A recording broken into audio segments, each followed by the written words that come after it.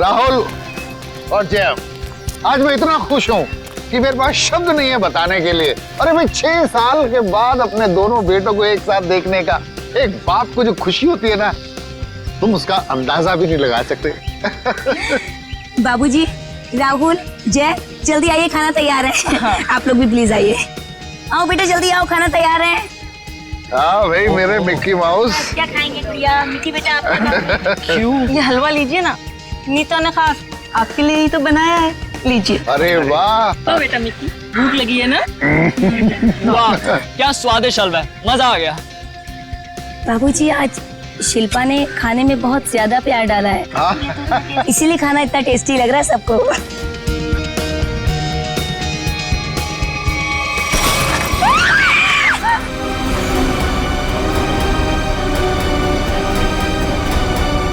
ये क्या?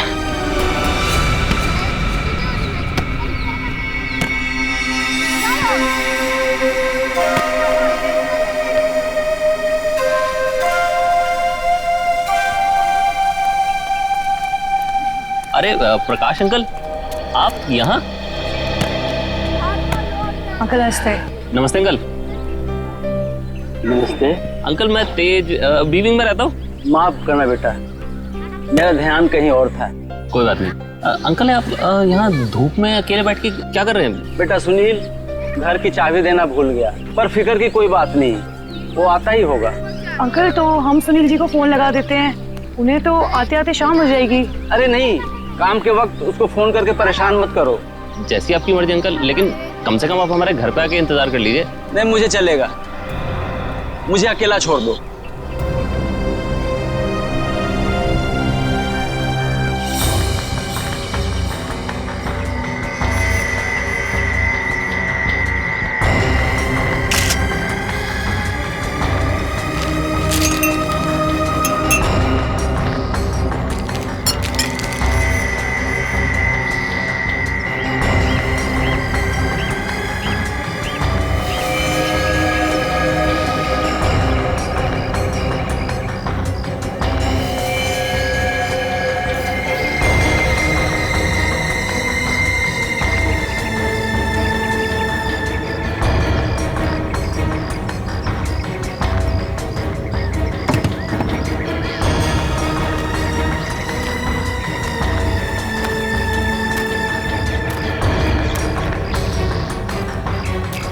एक बात बताइए जी, आप सब लोग यहाँ पर खाना खाने बैठे थे है ना, तभी ये हाथ खाने में गिरा?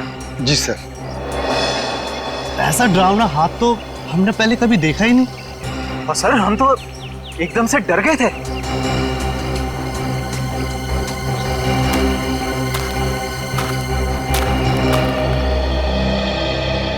सर आपने हाथ तो देखा ही ना सर, गला नहीं है लेकिन खून पूरी तरह से सूख चुका है।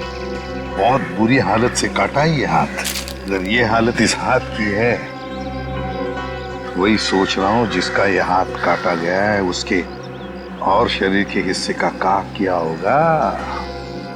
सर क्या ये हाथ देख के हम पता नहीं लगा सकते कि ये आदमी का हाथ है या किसी औरत का हाथ है? ये तो साळुंखे बताएगा, उसका काम है।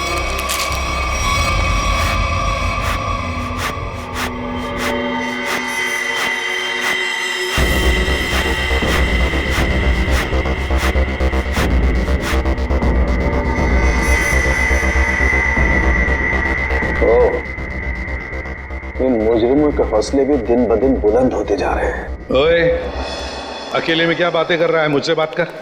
क्या पता चला, बताओ जल्दी। बस जिस किसी का भी हाथ है उसका डीएनए मरने वाले की कहानी पुकार पुकार कर बता रहा है। ऐसी क्या कहानी बता रहा है सर? सचिन, जिस किसी का ये हाथ है उसकी उम्र 40 से 45 साल की है। तो बॉस, इसके साथ जो कुछ हुआ है उसे सोच करके भी रोंगटे खड़े हो जाते हैं। रोंगटे खड़े हो जाते? क्यों सालूंके साहब? इसके हाथ में से खून का एक एक कतरा निचोड़ निचोड़ के निकाला गया है। क्या कह रहे हैं सर आप? इतना कुछ किया गया इस बेचारे के साथ इसे मारने से पहले? हाँ, और ये सुइयां, ये तारे, ये सब इस हाथ के प्रेशर को, वॉल्यूम को और डेंसिटी को बता रहे हैं। लेकिन सर जब आदमी मर चुका है और उसके हाथ में खून ही नहीं है तो प्रेशर कैसा? एक डेड बॉडी का भी एक निश्चित वॉल्यूम, निश्चित प्रेशर और निश्चित डेंसिटी होती है, लेकिन इसके मुर्दा शरीर का वो डेंसिटी, वो वॉल्यूम और वो प्रेशर तीनों कम है। और ये हाथ देखो बॉस, इस हाथ को देखने से लगता है कि किसी ने बहुत ही क्लिनिकली, सर्जिकली इस हाथ को काटा है। अच्छा, मतलब किसी ऐसे आदमी ने ये काम किया है जो मेडिकल के बारे में जानता है, शायद डॉक्टरी पेशे का हो सकता है। लेकिन ये है कौन, ये जानने से पहले हमें ये पता लगाना होगा कि ये हाथ किस आदमी का है, और ये हमें इस हाथ के ऊपर मिली अंगूठी ही बता सकती है। लेकिन सर उस अंगूठी को तो जंग लग गया था ना? हाँ, अंगूठी को जंग लग गया था, इसीलिए बॉस उस अंगूठी को ब्रिंजोन कार्बाइड नाम के केमिकल में डाला है ताकि जंग हट जाए और उस अंगूठी का असली रूप हमारे सामने आ जाए। एक मिनट।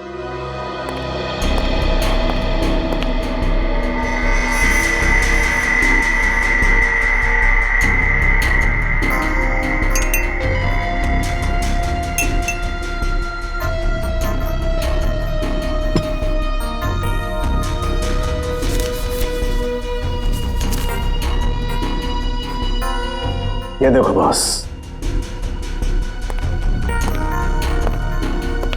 ये अंगूठी एकदम साफ।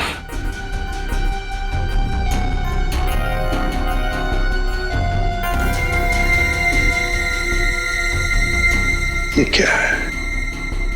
इस अंगूठी के अंदर दो अल्फाबेट्स इनग्रेव किए हुए हैं, आर वी। सर, ये दो अक्षर आर और वी, इनसे कैसे पता चलेगा उस आदमी के बारे में? यही तो हमारा काम है ना फ्रेडी, पता लगाना। सिर्फ इन दो अक्षरों से, आर और वी। फ्रेडी, इससे भी छोटे सुराग से हमें पता चल सकता है मुजरिम कौन है।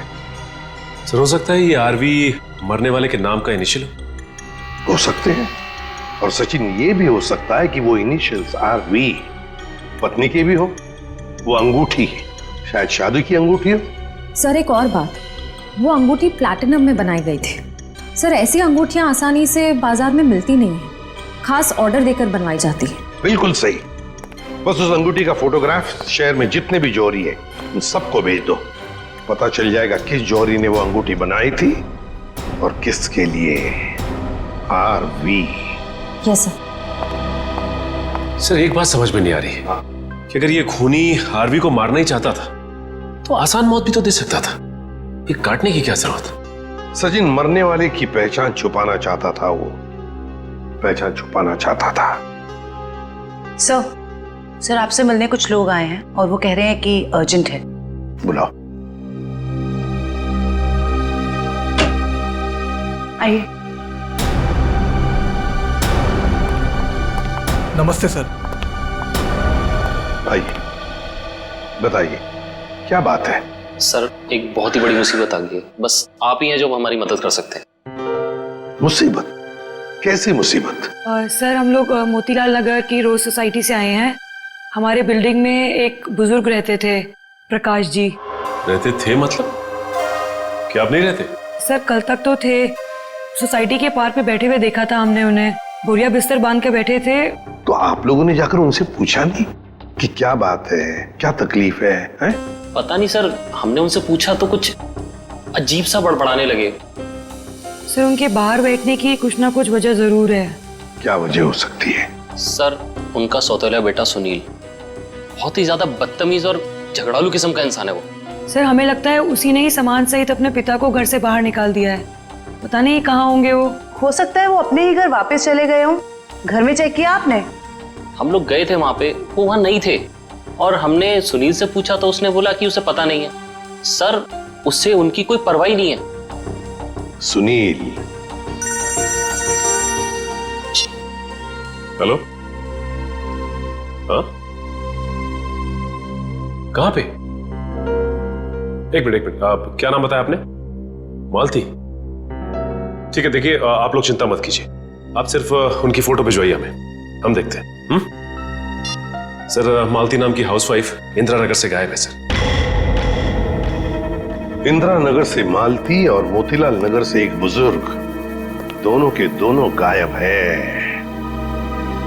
इन दोनों के घर जाना पड़ेगा, पूछताछ करनी पड़ेगी।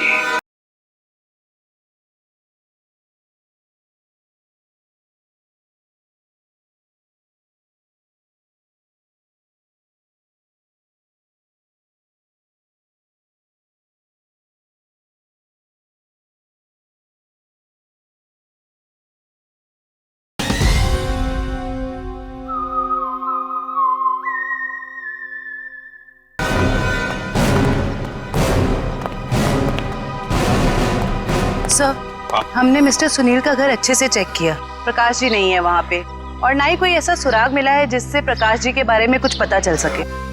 सर, मैंने कहा था ना कि मुझे कुछ नहीं पता कि वो कहाँ चले गए। प्रकाश जी तुम्हारे सौतेले पिता थे, तुम्हारे उनके साथ अक्सर झगड़े हुआ करते थे, है ना? क्यों? सर, झगड़े होते थे, पर किस घर में झगड़े नहीं होते। इसमें सौतेली वाली बात कहाँ से आ गई सर? सगे बाप बेटों में भी तो झगड़ा होता है ना। मैंने उन्हें हमेशा सखी से ज्यादा समझा। अगर इतना प्यार था तो फिर उन्हें बाहर क्यों छोड़ दिया? सर, उन पे घर की डुप्लीकेट चाबी थी, चाहते तो घर में बैठ सकते थे। सर, मुझे तो लगता है कि इन दोनों ने ही मजबूर किया होगा उन्हें घर छोड़ने के लिए। ये आप क्या कह रहे हैं सर? हम ऐसा क्यों करेंगे? सर, आपको क्या लगता है मैं अपने पापा के साथ कुछ गलत करूंगा? सर, मेरे पापा को ढूंढ के ला दीजिए सर। हाँ, प्रकाश जी को तो हम ढूंढ कर निकालेंगे ही निकालेंगे, वो तो हमारा फर्ज है। लेकिन एक बात याद रखना, अगर पता चला तुम लोगों ने अपने पिताजी के साथ कोई गैर बर्ताव किया है तो अच्छा नहीं होगा, समझे?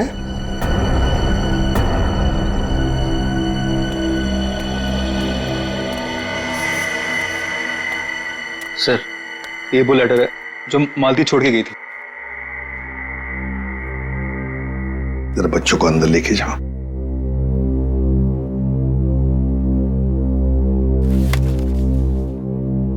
मैं मालती अपने पूरे होश में बिना किसी दबाव के ये खत लिख रही हूं। मैं अपनी रोजमर्रा की आम जिंदगी से इस घर गृहस्थी से तंग आ गई हूं और अपनी मर्जी से छोड़ के जा रही हूं। मुझे माफ कर देना विनय, माफ कर देना राहुल। कुछ दिन आप सबको बहुत तकलीफ होगी मेरे बिना, मगर फिर आदत पड़ जाएगी। मेरे वापस आने की उम्मीद मत रखना, हमारा साथ यहीं तक ही था। मालती। सर, ऐसे कैसे कोई पत्नी अपने बसे बसाए घर को छोड़ के जा सकती है? वही तो। वो मैं कल बच्चे को स्कूल छोड़ने गई थी ना, तब वो मुझे वहां मिली थी, तो मुझे उसका बर्ताव कुछ अजीब सा लगा। कुछ अजीब सा लगा मतलब? कैसा लगा आपको? मतलब वो बच्चे के सामने रो रही थी। सर, हमेशा अपना और पापा का ख्याल रखना। आप कहीं जा रहे हो क्या? मैं भी चलूंगा आपके साथ। नहीं बेटा, मैं कहीं नहीं जा रही। और रोते रोते उसने बच्चे को वैन में बिठाया और वो सब्जी लाने के लिए चली गई, और जाते जाते उसने अपना मोबाइल फोन भी तोड़ दिया। ये तो बड़ी अजीब बात है। कैसे गई वो वहां से? वो ऑटो से गई सर। और कहाँ गई, कुछ पता चला? मेरा मतलब है, क्या सुना आपने? नहीं, मैं सुन नहीं पाई सर। चलो ठीक है, thank you very much. Sachin, Motilal Nagar और इंदिरा नगर के जितने भी रिक्शा वाले हैं उन सबको प्रकाश जी और मालती के फोटोग्राफ्स दिखाओ। एक्सक्यूज मी, भाई साहब, इस आदमी को आपने यहाँ कहीं देखा क्या? नहीं सर, इनको कभी नहीं देखा। अरे अब ध्यान से देख के बताइए, हो सकता है कभी आपकी टैक्सी में बैठे हो। टैक्सी में तो दिन भर में बहुत लोग बैठते हैं साहब, हर किसी का चेहरा याद रखना मुश्किल रहता है। शुक्रिया।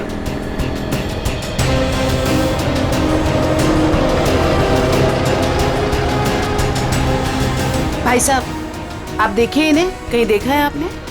इस बुजुर्ग आदमी को तो मैंने पिंजर की खाड़ी के पास छोड़ा था। पिंजर की खाड़ी?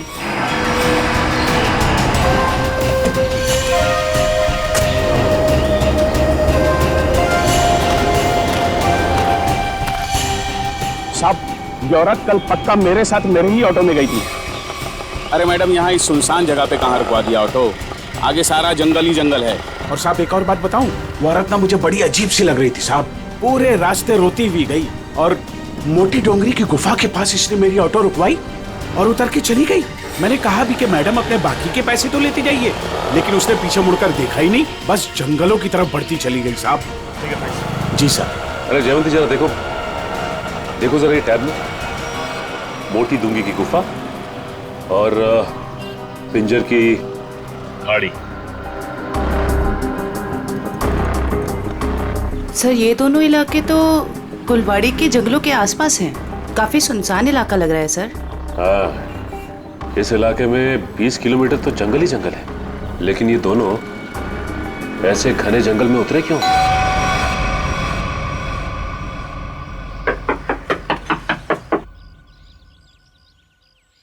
बड़ी अजीब बात है, रिंग पे आरवी गुदा है और नाम हितेन कुमार। हो सकता है इस घर के किसी और सदस्य के नाम के इनिशियल्स हों ये, क्योंकि उस जौहरी को पूरा यकीन था कि इस रिंग का ऑर्डर इसी घर में से किसी ने दिया है।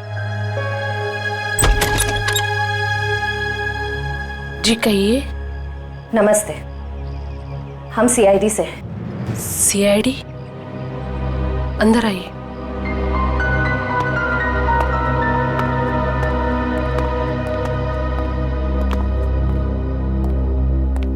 जी हितेन ठीक तो है ना? कहाँ है वो? आप उन्हें साथ नहीं लेके आए?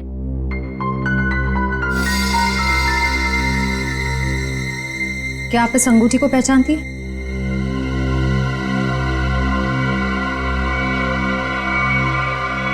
संभालिए अपने आप को। मैम ये लीजिए।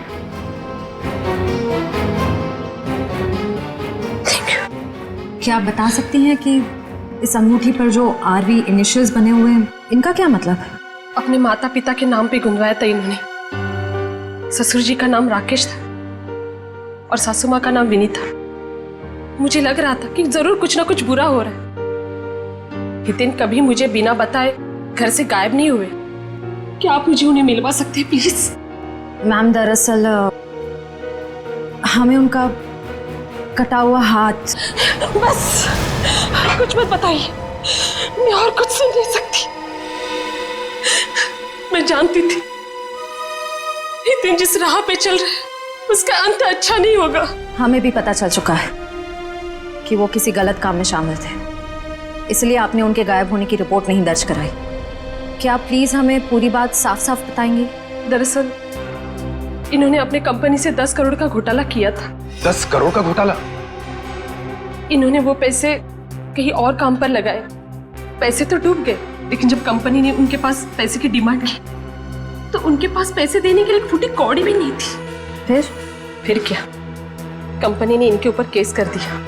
हमारा घर नीलाम होने के कगार पर आ गया। मुझे लगा शायद इसलिए 3 दिन पहले घर से गायब हो चुके हैं। और इसलिए आपने उनके गायब होने की रिपोर्ट दर्ज नहीं कराई? नहीं, दरअसल अचानक मुझे इनके कंपनी से कॉल आया, किसी ने कंपनी की रकम चुकता कर ली है। मैं खुश हो गई कि शायद ही आप वापस आएंगे। एक मिनट, वो 10 करोड़ रुपए जो हितेन ने कंपनी से चुराए थे वो किसी और ने चुकते किए? किसने? पता नहीं, किसी ने इनके कंपनी के अकाउंट में वो रकम डलवा दी थी और एक चिट्ठी छोड़ी कि ये रकम वही है जो हितेन ने उनकी कंपनी से ली थी। बड़ी अजीब बात है मैम, कोई और हितेन के पैसे क्यों चुकाएगा, वो भी 10 करोड़? इसके पीछे जरूर कोई गहरा राज है। मैम, आपके रिश्तेदारों ने या दोस्तों ने हितेन को ढूंढने की कोशिश नहीं की? कोशिश की न, हितेन की गाड़ी भी मिली कुलवाड़ी जंगल के पास, लेकिन हितेन का कुछ पता ही नहीं चला। कुलवाड़ी जंगल।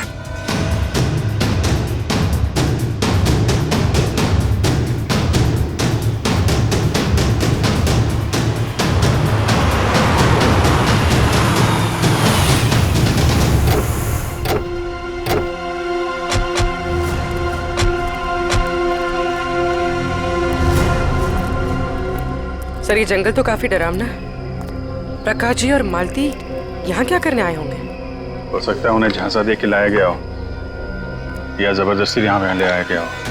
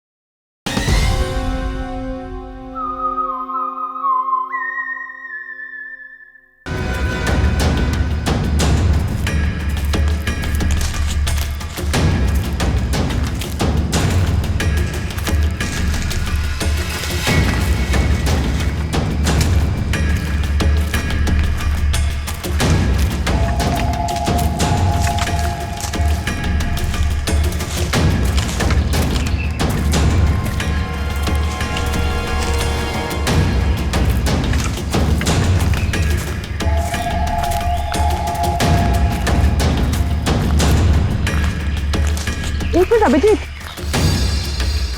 वो देखो।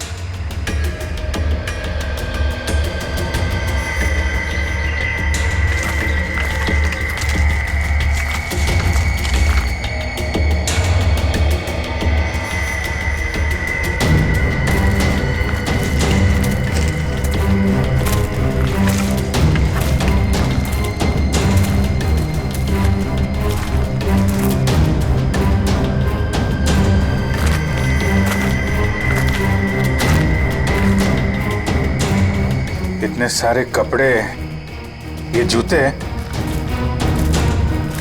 ओह माय गॉड, खून देखा? Oh no.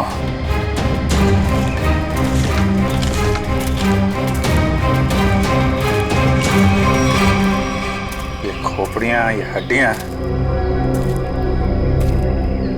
ये जंगल के अंदर चल क्या रहा है?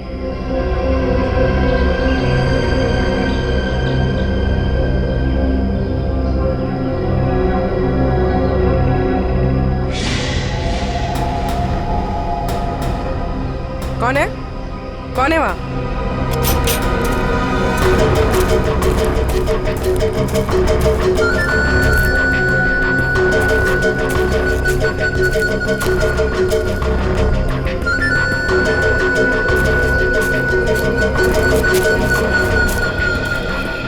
क्या हुआ? वहां तो कोई नहीं है सर। सर वहां पे कुछ था सर। सुनसान जंगल में कौन हो सकता है? ये तो सारे कपड़े, जूते और ये हड्डियों को देखकर लग रहा है कि अलग अलग उम्र के लोगों को शिकार बनाया गया है। बहुत खतरनाक अपराधी है। मासूम भोले भाले लोगों को यहाँ बुला के मार डालता है।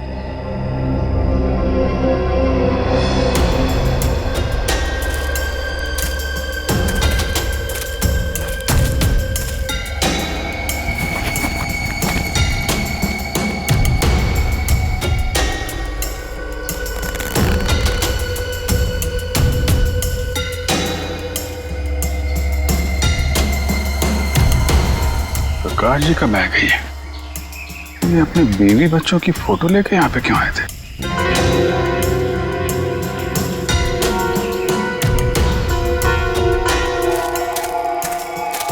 ए रुको। क्या हुआ? सर वहां पर कुछ अजीब सा था सर। गाड़ी क्या हुआ सर? सर जंगल में कोई आया है? तुम लोग देखो जरा जाके।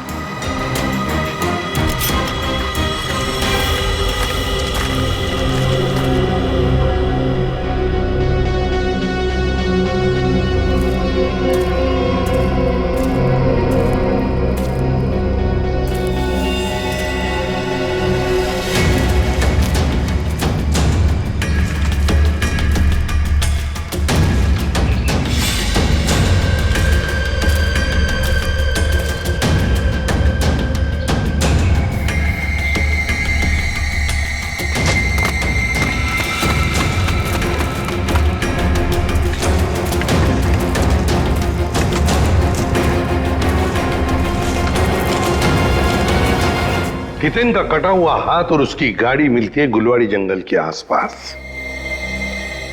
समझ में नहीं आ रहा, पता नहीं क्यों सचे मुझे ऐसे लग रहा है कि हितेन का केस, मालती का केस और प्रकाश जी का केस, इन तीनों केसेस का आपस में कोई ना कोई संबंध है, कोई ना कोई संबंध है। सर प्रकाश जी और मालती के बारे में कुछ और पता चला है। क्या? सर ठीक हितेन की तरह ही प्रकाश जी और मालती दोनों कर्जे में थे। प्रकाश जी के बेटे को 5 लाख रुपए देने थे और मालती जी का घर गिरवी रखा था। सर दोनों के गायब होते ही इन दोनों का कर्जा किसी ने चुका दिया। हितेन भी कर्जे में था, मालती भी कर्जे में थी, प्रकाश जी भी कर्जे में थे। तीनों के तीनों गायब होते, तीनों के तीनों आखिरी बार दिखाई पड़ते हैं गुलवाड़ी जंगल के आसपास। काम करते हैं उस लाइन पर, गुलवाड़ी जंगल के लाइन पर जितने भी ऑटो रिक्शा वाले और टैक्सी वाले धंधा करते हैं, सबको यहां लेकर आते हैं। सब हम लोगों को क्यों बुलाया? इसलिए बुलाया है कि हमें तुम लोगों की मदद चाहिए।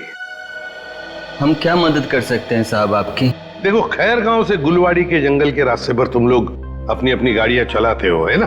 साहब टैक्सी तो पूरे शहर में घूमती है। हाँ, लेकिन सारी टैक्सियां गुलवाड़ी भी नहीं जाती।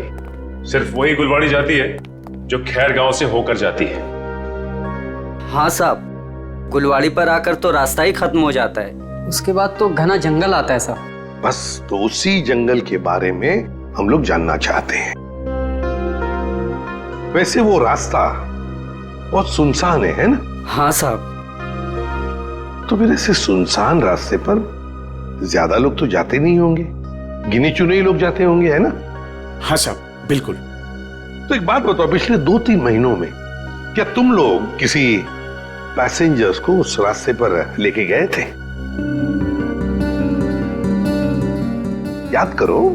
हाँ साहब, मुझे याद है साहब। मैंने पिछले 3 महीनों में उस रास्ते पर 2 अलग अलग लोगों को छोड़ा है। मैंने भी एक सवारी को छोड़ा था साहब पिछले महीने। साहब पिछले महीने मैंने भी एक सवारी छोड़ी थी, वो एक आदमी था। तो क्या उन लोगों के चेहरे याद आ रहे हैं तुमको? साहब चेहरा तो नहीं याद, पर उसकी बातें जरूर याद हैं। बहुत परेशान था वो, किसी से फोन पे कह रहा था कि मैं आ रहा हूँ, कुछ परेशानी तो नहीं होगी ना? साहब मुझे याद आया, मालती जी के अलावा मैंने एक लड़की को भी छोड़ा था और वो लड़की पूरे रास्ते रोती रही। साहब मुझे तो लगता है कि वो लड़की घर छोड़कर भाग कर आई थी। हाँ साहब, और गुलवाड़ी के रास्ते पर उतर गई वो। मैंने अपने सवारी से बोला था यहाँ पर ऑटो और टैक्सी नहीं मिलेगा साहब, पर उसने कोई जवाब ही नहीं दिया। सर ये तो बिल्कुल प्रकाश और मालती के केसेस जैसा है। हाँ श्रेया, ये तीनों के तीनों केसेस एक जैसे ही हैं और जरूर और भी ऐसे केसेस होंगे। लेकिन हितेन, प्रकाश और मालती, इन तीनों के जिसने भी कर्जा चुकाया है उसी ने इन तीनों को गायब भी किया है। समझ में नहीं आ रहा है ये सब करने के पीछे ये खोने का मकसद क्या है? मकसद तो पता नहीं अभिजीत, लेकिन इतना जरूर कह सकती हूँ कि ये एक हॉट ब्लडेड मर्डर है। सोचा समझा किया गया अपराध जो किसी पढ़े लिखे आदमी ने किया है। पढ़े लिखे आदमी? ये देखो, इस खोपड़ी को किसी केमिकल में डुबो कर रखा गया था। केमिकल में? क्या जंगल में कोई लैब खोल के रखी है क्या उसने? हो सकता है। एक मिनट।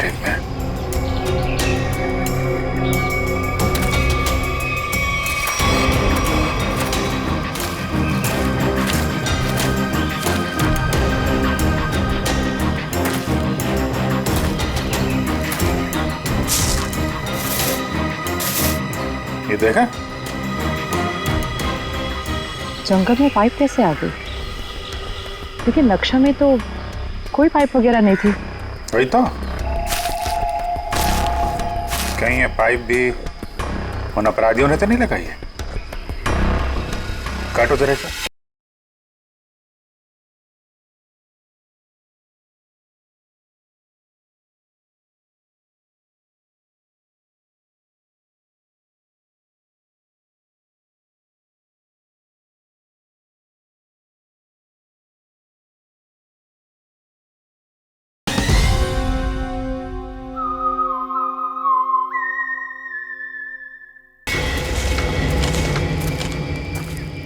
निखिल, गाड़ी की आवाज उसी वक्त आई जब हम जंगल में थे। ये कोई संयोग नहीं है। मतलब मुजरिम को भनक लग गई थी हमारे जंगल में आने की। भले ही भनक लग गई हो, लेकिन हमारे हाथों से बचेंगे नहीं हमको।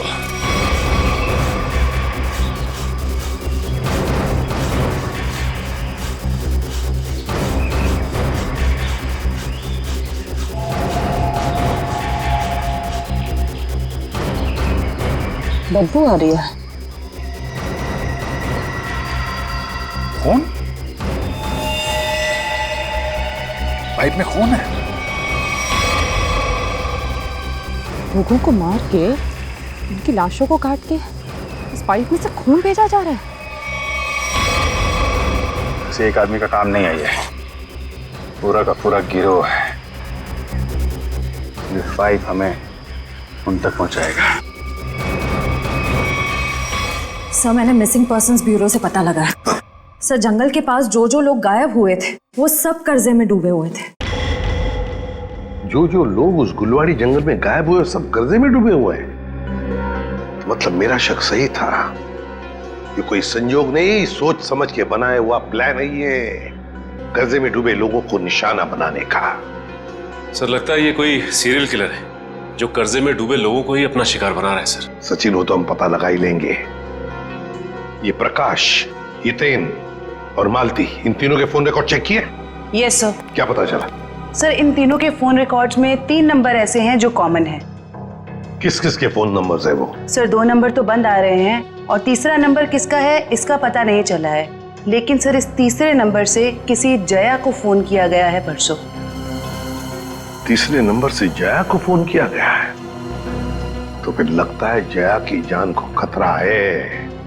जया की जान को खतरा है। श्रेया, इस जया को फोन करो, पूछो उससे क्या वो किसी कर्जे में डूबी है क्या।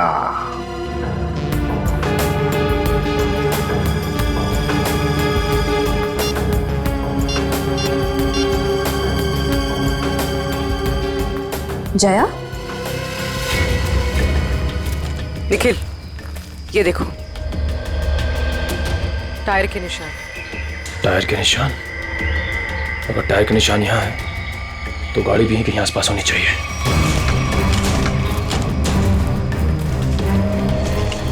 गाड़ी उस तरफ है,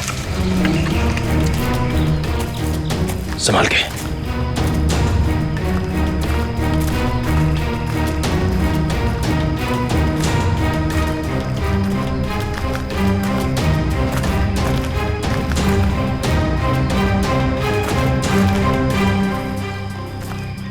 यहाँ तो आसपास कोई नहीं है।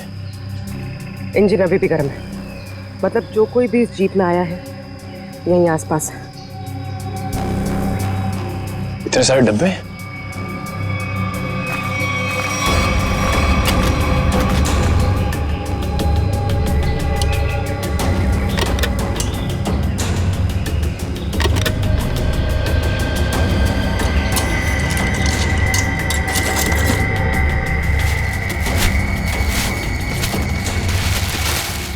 ये तो अस्पताल का सामान है। यहाँ इस जंगल के बीच क्या कर रहा है? वही तो।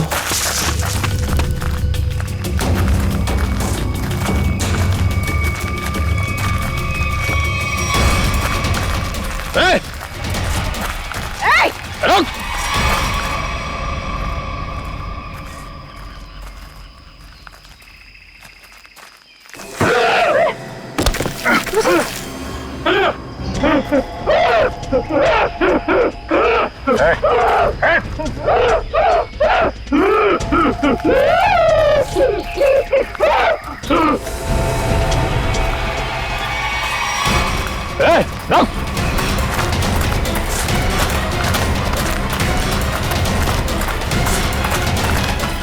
देखो क्या क्या है, क्या बात है? तो बोलो, क्या बोलना चाहते हो? किसी ने तो को नहीं मारा।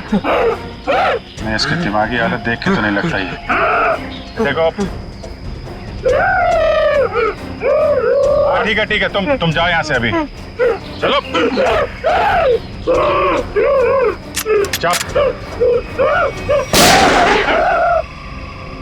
तुमने गोली क्यों मारी? वो बेचारा डर के भाग गया।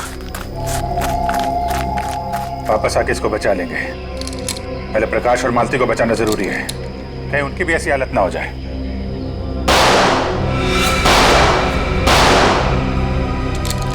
गोली की आवाज? कहीं निखिल पूरी मुसीबत में तो नहीं? लेकिन उन्हें ढूंढेंगे कैसे अभी? जिधर से गोली की आवाज आई है उधर। देखो प्लीज, जब तक मुझे पैसे नहीं मिलेंगे तुम फोन पे ही रहना।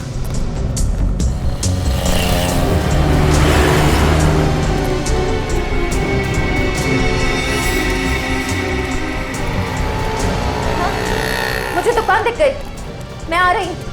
नहीं नहीं नहीं, तुम फोन मत रखना प्लीज प्लीज, मैं पहुंच गई।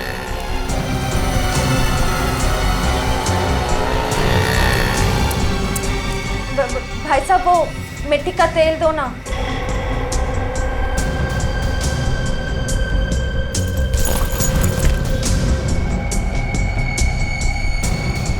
मैं सीआईडी ऑफिसर, सीधे से बता दे किसके इशारे पे तूने मुझे बैग दिया, वरना ससुराल की सैर करनी पड़ेगी।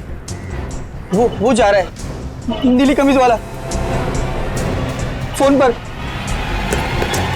मयूर ऋषिता, वो ब्लू शर्ट वाला। बस बस बस बस, बहुत घूम लिया। तुम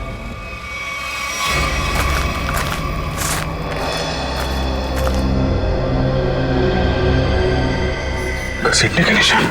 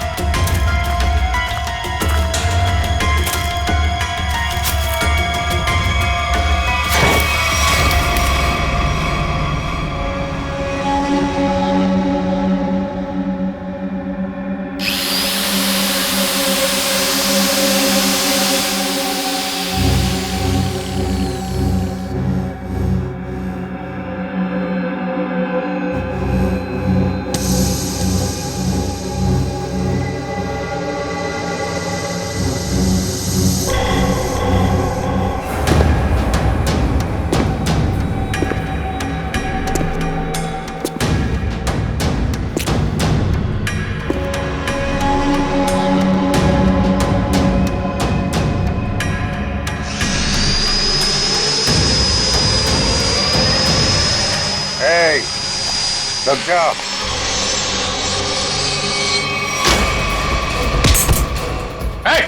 रुक जाओ, नहीं तो इसकी खोपड़ी उड़ा दूंगा।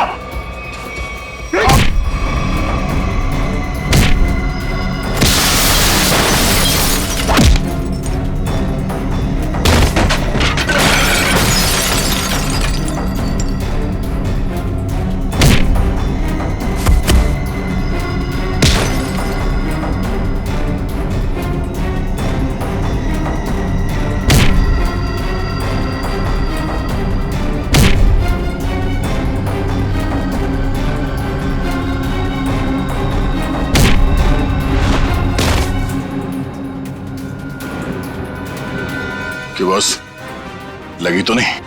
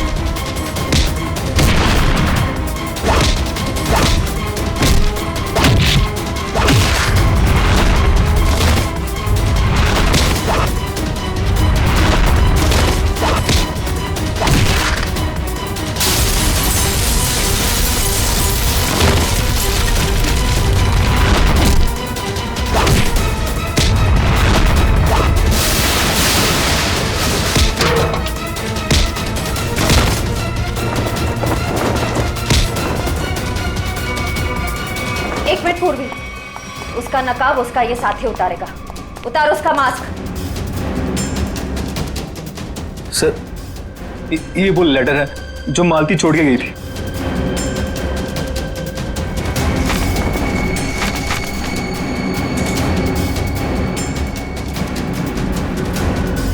ये आप क्या कह रहे हैं सर?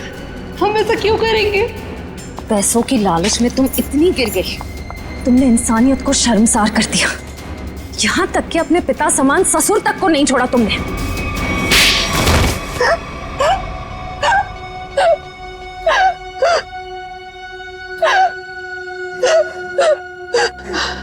मैंने जो कुछ भी किया लोगों की मर्जी से किया और उन्हें उनके बलिदान का दाम भी दिया।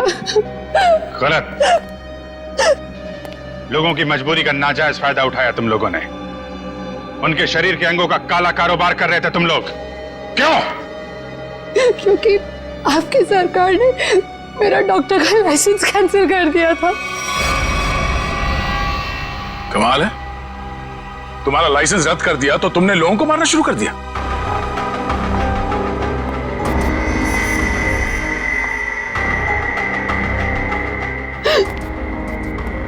तुम्हारे आड़े टेढ़े एक्सपेरिमेंट ने यह हाल कर दिया लोगों का। शर्म आनी चाहिए तुम दोनों को। इतना नीचे गिर गए कि अपने घर वालों को तक नहीं छोड़ा तुम लोगों ने। क्या करते सर, विदेशी ग्रुप से पैसा ले चुके थे हम, और जो अंग उन्हें चाहिए थे वो हमारे पास नहीं थे, इसलिए सोचा घर वाले ही सही। बड़े बड़े मुजरिम देखे हमने, मगर तुम लोगों जैसे घटिया सोच वाले लोग आज तक नहीं देखा। बीमार हो तुम लोग, इस समाज में रहने लायक नहीं हो। किस्मत अच्छी हुई तो जिंदगी भर जेल में सड़ोगे, वरना आसार तो यही है कि अदालत फांसी देगी तुम्हें। ले जाओ इन्हें। चल।